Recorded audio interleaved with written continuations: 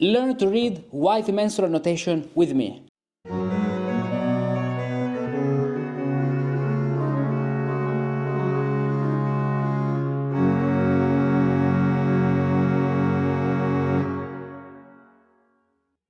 Welcome to this new video. I'm Cantus Musicus Practicus, and today I want to start this series, not so long but important, where we will arrive at the end and we will be able to sing directly from the original source, the Missa Prolationum by Ockeghem, at least the first movement, the Kyrie.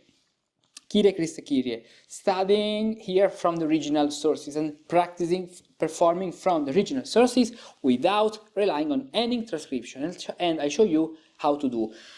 We will start studying the first voice. Here we have the cantus on the top left page here, and we have two voices here, the cantus and the altus. As you can see, we have two mensuration because we have a mensural canon. So the two voices read the same note, but one of them will use the tempus perfectum, the other one the tempus imperfectum, this way. The tenor and the bass, the bassus, do together another canon here with the tempus perfectum prolatio perfecta and tempus imperfectum prolatio imperfecta, this way, as you can see. And so we have a four-part composition, which is the first Kyrie. Two voices here and two voices here. This page, the right page here, is in the following page in the manuscript you can download from IMSLP. And this belongs to the Biblioteca Apostolica Vaticana.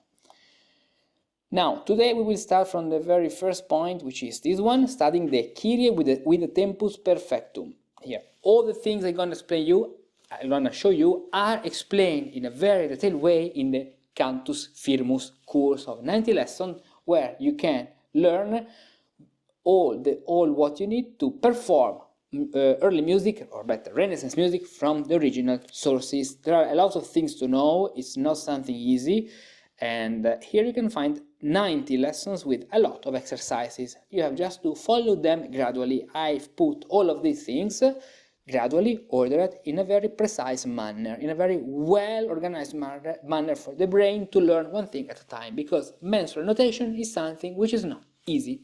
And in general, at least according to my experience, if the way it's taught in the books, in general lacks of a lot of elements, especially books are focused on transcriptions. No, we do not want to do any transcription. In the Renaissance, transcription didn't exist.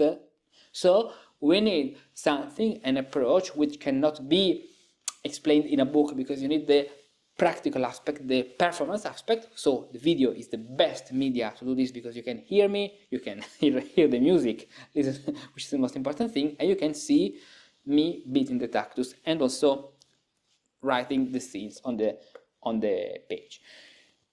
This is the first part, and we will focus with this mensuration. So we'll get rid of the other mensuration, but the other mensuration is the next video. Now, the first note is a brevis. This brevis is perfecta. Why? Because it is followed by another brevis. So simile ante similem, which is one of the first rules you will learn in this course, perfecta est says simile ante similem, perfecta est. Ante means before. Three tactus. So we have another brevis, which is three tactus. Why? For two reasons. Because it's followed by a ligature, and because the first note of the ligature is a brevis. So the first two notes are this way. We need to decide the tactus. How's the tactus? The tactus, remember, is always imperfect. So the tactus in this case, in the regular scene, is the semi-brevis of two minima. Minima, minima, minima, minima, minima, minima. Let's beat it with the notes. Fa, do, fa, and then we continue this way. Here we have a ligature. They are brevis and brevis. So three tactus and three tactus, because one tactus here is the semi-brevis, and in the semi-brevis there are three tactus, because the tempus perfectum, I haven't said this before, means that the mensuration of the brevis is three semi-brevis, while the fact that we do not have the prolatio means that the semibrevis is 2 minime. One thing I'll tell you now, but it's not important for the moment, it will be important in the second part here. Even when the prolatio is perfecta, so in this case, and we have the semibrevis perfecta, which is 3 minime, even in this case, remember, the tactus is always imperfect. The tactus is not the mensuration. This is something which is not so well taught in the modern books. If you don't do this way, you won't match the tactus and the mensuration. It's impossible to perform. Very nice. Now, after this, we have this rest and this semibrevis. Very important, because if you have a good sight of this music, you can see another brevis, and you already know that this semibrevis is twice longer compared to what is written. Why? Because here we have another phenomenon called alteratio. What is the alteratio? The alteratio doesn't mean anything about alteration, sharps, and these things, accidents. No, alteratio means that this note is twice longer. Why? Because we have two small values, so rest of a semibrevis rest plus semibrevis figure, between two bigger values. The second of the two figures becomes double, but only if the second figure is a note and not a rest. For example, if we had note and rest, not possible. The rest cannot be double, because there is an entire stage, an entire lesson about this topic, which is that rests are agents but not patients. Are agents and not patients, so we are here in stage 5.7. It's another very important thing of mensural notation. So they can create imperfection or alteratio, but they cannot be subjected to imperfectio or alteratio. So here we will beat one tactus in the semibrevis rest, and then one tactus here, two tactus here. 1, 2, 3, 1. Mi, fa. This is a brevis. Yes, it is perfecta or imperfecta. It's followed by a ligature, so perfecta, this way. Very nice. Now we have semibrevis, semibrevis, semibrevis, and semibrevis. Okay, we complete the ternarity of the mensuration. Very nice. Now we have a rest, and the rest of semibrevis is on the same level, as you can see, of the following brevis. So this brevis is imperfecta, and the imperfection is created a parte ante. So the previous rest creates the imperfection on the following figure. This is. And so we have one tactus and two tactus. Now we have another semibrevis with a dot followed by a minima, and then another semibrevis, and we have another ternarity. Then we have another semibrevis with a dot. This ligature is important to learn how to read ligature. This is chapter 2 of this course, entire chapter 2 with a lot of practice, as you can see, which is the most important part. Practice, practice, practice, practice, practice. Here, let's come back here, exactly. You learn how to read any ligature. So we have this semibrevis, then we have this note, which is a minima, and what is going on then? It's quite easy. We do not have to know a lot of things. The very challenging part will arrive here, but now it's quite easy here. Another important thing, this is a brevis. Is it perfecta or imperfecta? It is imperfect. Why? Because in general, when you have an isolated brevis, of course, the premise is that we have the tempus perfectum. Otherwise, we would be all imperfect. When you have this figure isolated, it is imperfect. The perfections implies a clear scene. For example, here we have the punctum perfectionis. Remember one more thing. In Renaissance music, we have 4 kinds of dots. Punctum perfectionis, augmentationis, divisionis, and alterationis. Not only one as in modern musical notation.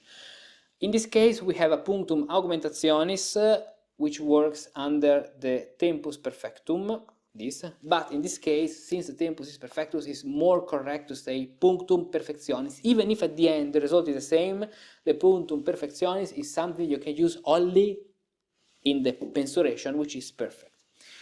So 3 tactus here, followed by these 2 notes, these 2 semibrevis, and then we have this very curious scene. What's the meaning and the reason of this curious scene. This scene indicates that one of the two voices will finish here.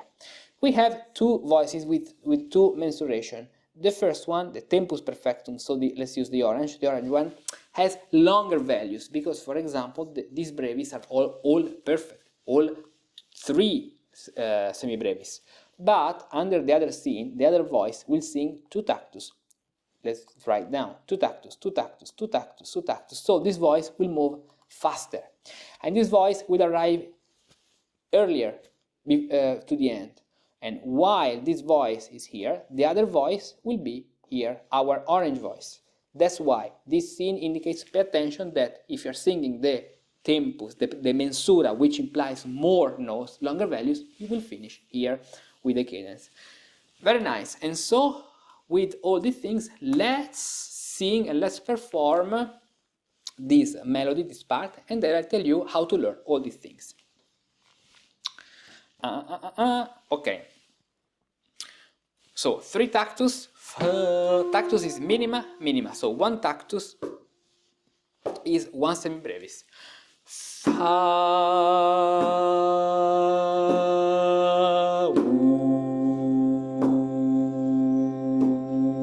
ut, fa,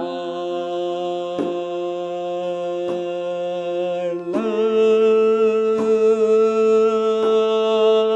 One, mi, fa, mi, ut, wa, fa, sol, mi, fa, re, mi, fa, mi, re, mi, fa, la, fa, sol, fa, mi, ut, fa, mi, sol, fa, mi, la,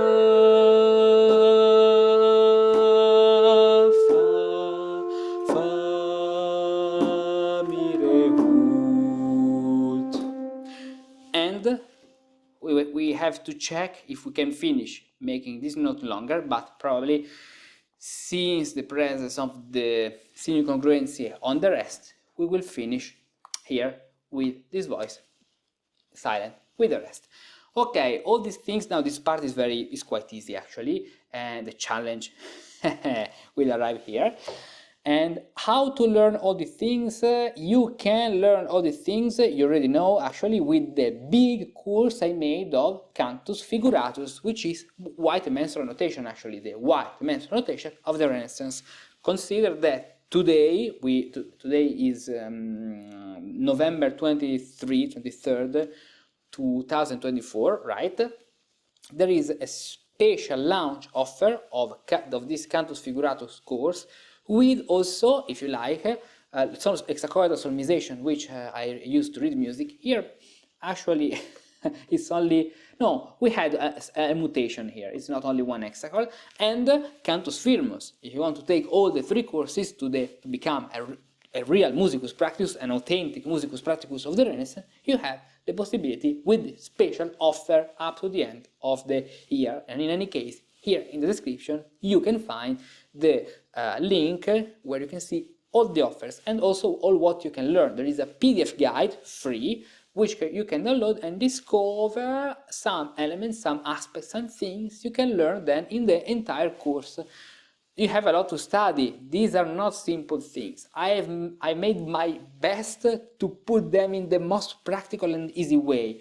But, as you can see, there are a lot of practice 1, practice 2, practice 3, practice 16, 17, 18, 19, etc. And so you have all the tests, you have all the PDFs, 200 pages of PDF.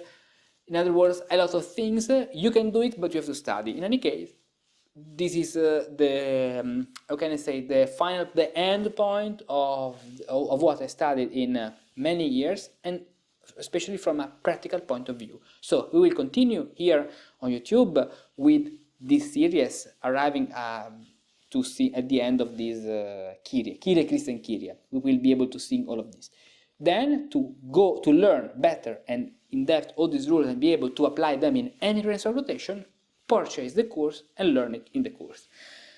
Are there other things to say? Yes, you can download this on Patreon on the free post. I want to put this as a free post on Patreon, so then you can download this and practice by yourself on YouTube. This is something I want to extend not only to the patrons, but in any case, if you join Patreon, you support this project and you have a lot of other things, extra things for you. Very nice, and so in the next video of this series we will practice with the Tempus Imperfectum, which is easy, but don't underestimate it even if it's easy. I have bad news for you. In the Renaissance, transcriptions didn't exist. All musici practici indeed read music directly from the original sources. They knew how to read ligatures and recognize the correct values, brevis, longa, semibrevis, maxima. They could accurately interpret all the mensurations, perfect, imperfect, tempus, modus, prolatio. They knew how to beat the tactus in accordance with the mensurations and the proportions. So, modern transcriptions are unnecessary. Yes, they can be useful if you want to study the counterpoint and the vertical setting. But do you really have the audacity to claim you perform Renaissance music and are an expert, yet you don't know how to read the notation used by the Renaissance musicians? Fortunately, today you too can learn how to read White Mensural Notation directly from the original sources without relying anymore on any transcriptions, no sense. I've prepared an entire course of 90 practical lessons for you where I'll teach you gradually how to read figures and rests, how to correctly interpret mensurations in the ancient and in the modern system, how to correctly beat the tactus according to the mensuration and the proportions, how to correctly perform imperfect mensurations and perfect mensurations with all the rules of perfections and imperfections, how to correctly beat the proportions, even the most unexpected ones, like 5-3, how to correctly align the syllables of the text to the notes of the piece, and much more. 90 practical lessons, 200 pages of examples and exercises from the original sources, no transcriptions, only examples from the original sources. So, no more excuses to don't learn White Mensural Notation, sign up for the course, discover all the topics and the content, purchase the course and start learning White Mensural Notation today. Click here.